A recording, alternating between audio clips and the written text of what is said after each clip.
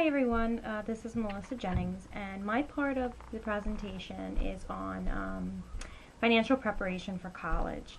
And basically what I'll be talking to you about is how you can prepare so that financial aid would be your last resort, basically.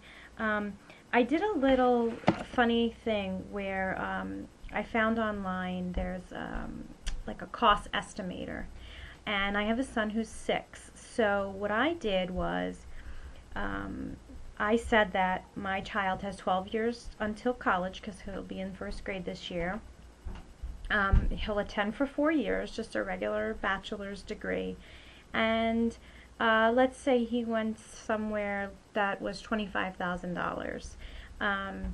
They estimate that the price of his education for that time will be $220,000 just for a bachelor's degree. We have a lot of state schools here in Pennsylvania that are cheaper, but the average price is about $25,000 a year with room and board. And of course there's a lot of factors that go into that, but I thought that that number was astronomical and very sobering. And the way that I can save would be to save $800 a month until he goes to college, so for 12 years, and that would help with that cost. Basically, when you're looking at a school, price is always dependent upon, is it a private school or is it a public school? You know, is it in-state tuition? Are you a resident versus out-of-state tuition? I pay out-of-state tuition for Nova because I live here in Pennsylvania, so you know, I do pay more. Is it 4 years? Are you going for a bachelor's or are you going for associates? You know, the price varies for that.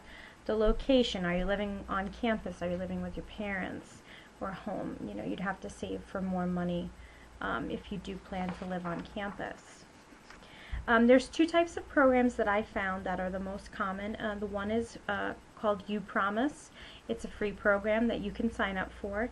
And basically, if you go to www.savingforcollege.com, this is a website, it's a free website dedicated to helping you save for college.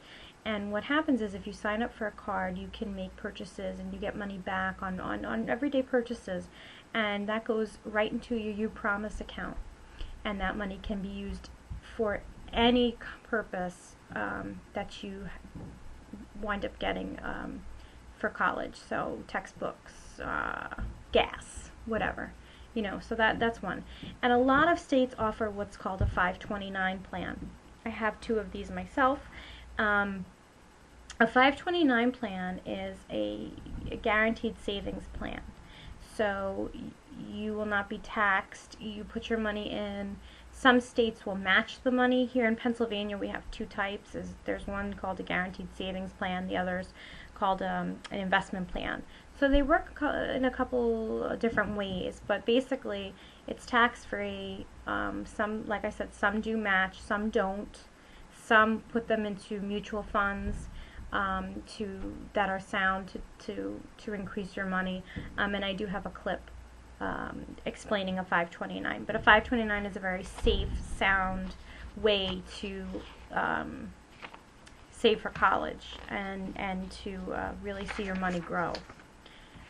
And if you cannot save for college on your own or through a plan like a 529, you can take loans, right? And there are federal loans, there are direct Stafford loans, which we all know about. You know, they're subsidized where the government will pay the interest while you're in school, and then there's unsubsidized where the student's responsible for the interest. There's Direct Plus loans for graduates and professional degree students, so a lot of grad students who've exhausted the Stafford loans and the Fed loans will have to take the Direct Plus loans, you know, to finish financing. There's Perkins loan, which is a different type of loan, same kind of federal backing. And then there's private loans like Sallie Mae and all those, you know, banks and stuff like that. You know, if you can't afford college, there are grants and scholarships, but honestly, you know, I don't think it's something that you can really, you know, count on to say, oh, well, I'm definitely going to get a scholarship, you know. So you have to really be prepared and start to save and really think about what can I afford versus where I want to go. Here in Pennsylvania, we got a lot of Penn State fans and a lot of, Penn State pride, putting aside all the current scandals, but it's very expensive. It really is very expensive. But there's a couple different types of grants out there. There's merit-based grants, so based on your academic standing, things like that. Federal Pell Grants, which everyone gets. You get a certain amount of money each semester until that entire grant is used up, and that's based on financial need. There's something called the Federal Supplemental Education Opportunity Grant, which is also based on financial income and need. There's an Iraq and Afghanistan service grant, so if you've served in the war, you get a special grant. Academic competitiveness, which is based on your academics, and teacher education assistance for college and higher ed. This one is specific to your major. It's for education majors. I wish I would have known about this when I was getting my degrees. But basically, if you're teaching in a high-risk area or underprivileged students, things like that, so you can get grants and things of that nature. And basically the bottom line for the current trends in financial aid, student financial aid, is really stressing to open a 529 and looking in your individual state for the programs and the returns that are right for you and for the student. So thank you very much.